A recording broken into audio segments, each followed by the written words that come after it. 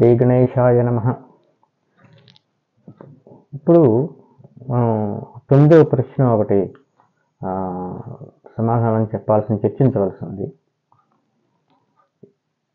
ఎవరైనా ఒక వ్యక్తి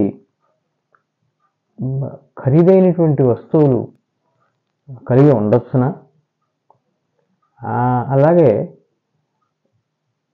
ఎవరైనా ఒక వ్యక్తి వివాహం కనుక చేసే మాట అయితే దాంట్లో అత్యంతం ఖరీదైనటువంటి వస్తువులు అందరికీ ఇవ్వడం కానీ, వివాహం గురించి బాగా ఖర్చు పెట్టడం కానీ, ఈ రకమైనటువంటిది చెయ్యొచ్చునా చెయ్యకూడదా? కొంతమంది మరీ ఎక్కువ కోట్లు ఖర్చు పెట్టి వివాహం అది చేస్తుంటారు. అసలు ఇది శాస్త్రసమ్మతమా ఏమిటి? దీని గురించి శాస్త్రాలు ఏం చెప్తున్నాయి?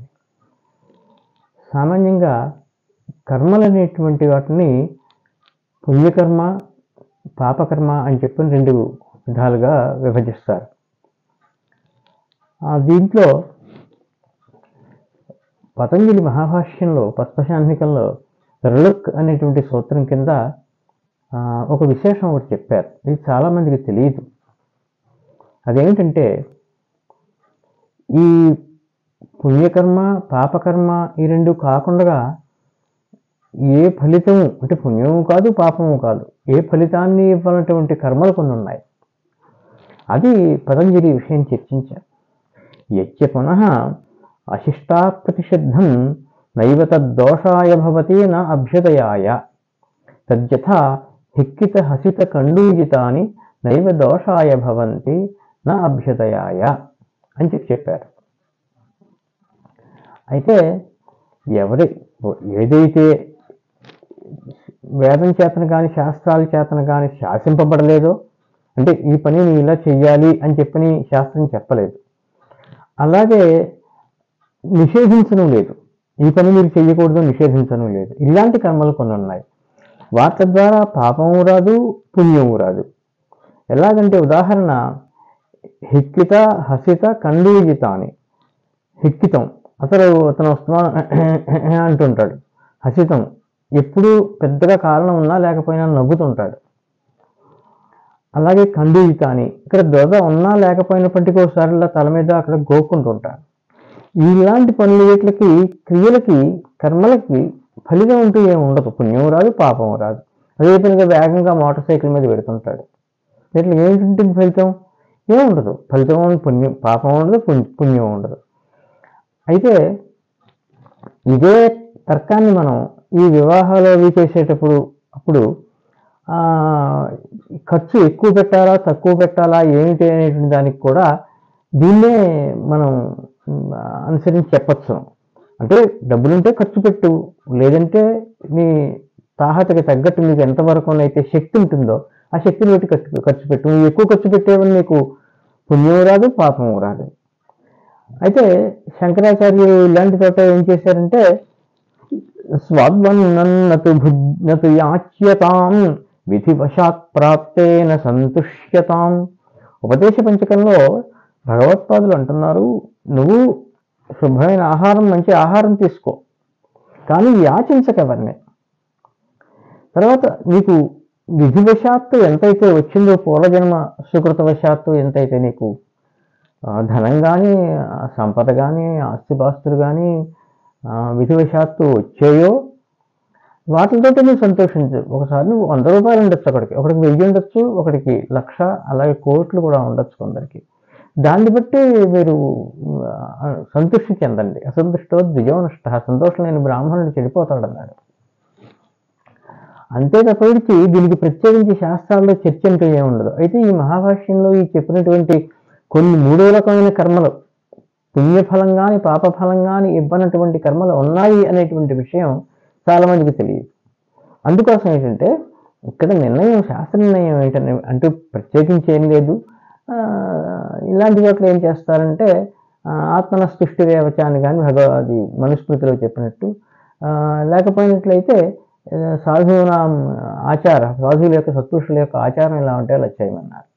ఇది దీని గురించినటువంటి విశేషం.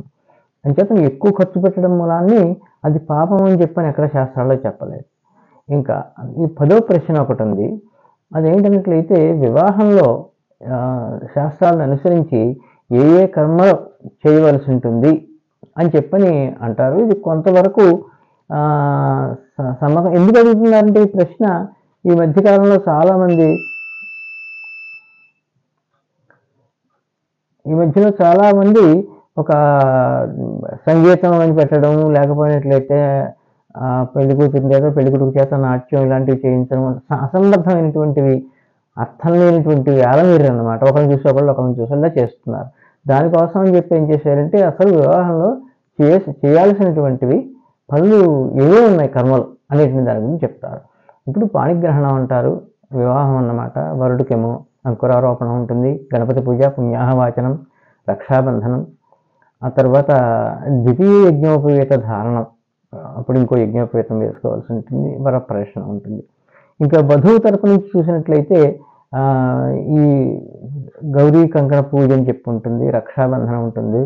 ఆ తర్వాత వరపూజలు మధుపర్క ద్వయం ధరించి కన్యాదాన సంకల్పం ఉంటుంది, మహాసంకల్పం ఉంటుంది, కన్యావర గోత్ర నామ వచనం ఉంటుంది, వరదక్షిణ, ధర్మేచార్థేజ కామేచ నాతి చరితవ్యా అని చెప్పి కన్యాదాత అంటాడు, నాతి చరామి అని చెప్పి వరుడు అంటాడు.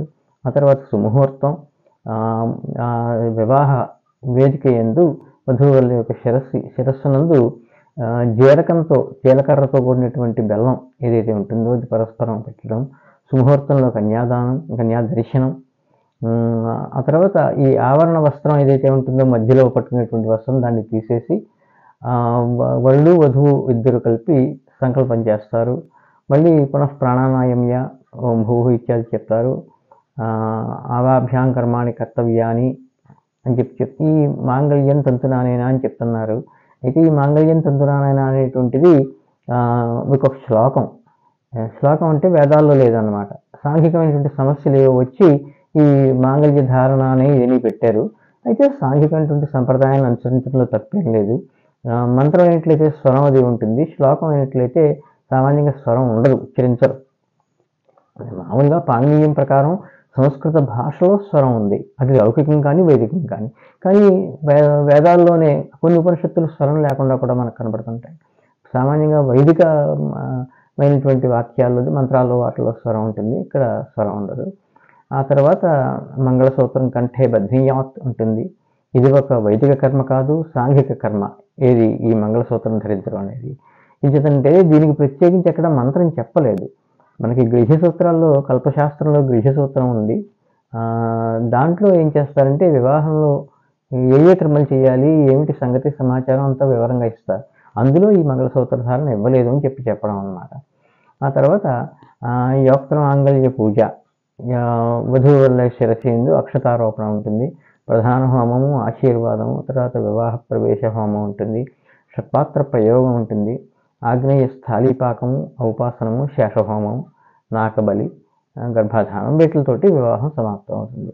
అయితే దక్షిణ భారతంలో ముఖ్యంగా మన ఆంధ్రుల్లో, తెలుగు రాష్ట్రాల్లో ఏం చేస్తున్నారంటే కొంతమంది ఈ భాషికం అని చెప్పని ఒకటి కడుతున్నారు. అది వాళ్ళ యొక్క కుల సంప్రదాయం, కుటుంబంలో ఉండేటువంటి సంప్రదాయాన్ని బట్టి ఉంటుంది. కానీ అది వివాహంలో భాగం ఏం కాదు, అది విహితం కాదు, అంటే విధి లేదు దానికి గృహ్య సూత్రాల్లో ఎక్కడా కూడా.